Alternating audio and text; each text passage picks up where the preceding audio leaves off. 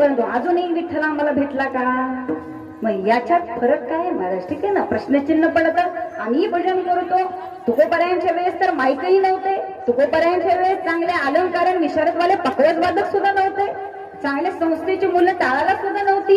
आता आमच्या वेळेस सगळ्या सुख सुविधा आहेत. ठीक आहे ना, आम्हाला तबला वादक आहेत, पकवाज वादक आहेत, एवढी सुंदर टाळकरी आहेत, ऐकायला श्रोत आहे. आम्हाला काय नाही सांगा, गायक सगळे चांगले आहेत. तरी सुद्धा आमच्या देवा आमच्या आणि तुकोबरायांच्या कीर्तनामध्ये एवढा फरक आहे. मला तुकोबरायांचं कीर्तन चालू झालं ना तर आजूबाजूला आलेली सगळी भक्त कीर्तनात येऊन बसत होते. देव मायबाप मंदिराचं तोंड सुद्धा फिरवत होता, इतकी ताकद होती नामदेवरायांच्या कीर्तनामध्ये. आमच्या कीर्तनामध्ये लोकांना बाहेर बसलेलं ना या या या या करून मंडपात बसवावं लागतं, पुढं सरा का म्हणावं लागतं. आणि आमच्या कीर्तनात माईबापू झोपलेली जागी होत नाहीत, जागी ती झोपली जातात. विठ्ठल विठ्ठल विठ्ठल. हा फरक आहे तुकोबरायांच्या आमच्या कीर्तनामध्ये मायबाबू. ठीक आहे ना, ही सत्य परिस्थिती आहे. साधू संतांनी सांगून दिलं की महाराज आयुष्य मिळालं ना ते नामस्मरणात आणि परमार्थात घालवावा.